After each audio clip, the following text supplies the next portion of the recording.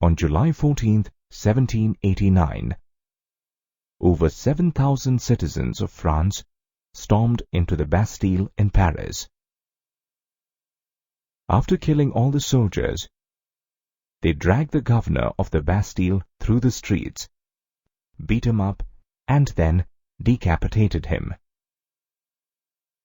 His head was placed on a pike and paraded through the city. The revolution had begun. The French Revolution, starting with the storming of the Bastille and ending with the death of Maximilien Robespierre, spanned over 5 years. It tells the story of how the people decided to take their destiny into their own hands, rebel against feudal authority, and create a new republic. Many died. The streets of France were stained in blood. To understand what brought about the revolution, we need to go back in time. 1774. The ascension of King Louis XVI of the Bourbon family to the throne of France.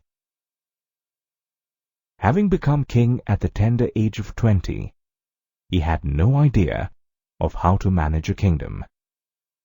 King Louis was married to Marie Antoinette of Austria. Both Louis and Marie led an extravagant life in their palace at Versailles. They remained unaware of the pitiful situation of the people in their kingdom. In one day, the royal household used to consume food that could feed a person for a month. In addition to the expenditure made by the royal family, King Louis decided to support the American War of Independence in their war against Britain, France's old enemy. In doing this, he increased France's debt to over 3 billion livres. To King Louis, the answer was simple: levy more taxes. The 18th century society in France was divided into 3 estates. The first estate consisted of the clergy. The second estate comprised of the nobility. And the third estate, which formed about 97% of the population, consisted of the merchants, officials, peasants, artisans, and servants. The clergy and nobility did not have to pay any taxes.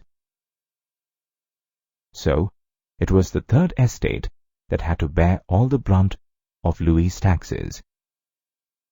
To be born as a member of the third estate during those times was a curse. They had to pay taxes to the king and state. Taxes to the clergy called tithes, a direct tax called tille to the state, and taxes to their nobles as feudal dues from the peasants. Their taxes literally ran the state.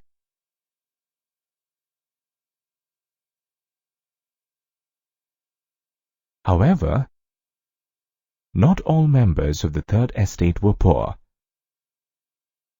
A very small fraction, called the middle class, was also a part of the third estate. This group consisted of educated people such as teachers, lawyers, artisans, and merchants. They started to question the privileges being enjoyed by the nobility. Jacques Rousseau, an eminent philosopher of the time, wrote against the doctrine of the divine and the absolute right of the king. He and others like him dreamt of a society that provided freedom, equality, and opportunity for everyone irrespective of which estate they were part of. Montesquieu, another philosopher of the time, actually wrote a book called The Spirit of the Laws, where he recommended that instead of the authority only being in the hands of the king, government authority needed to be divided into three wings: the legislative, the executive, and the judiciary.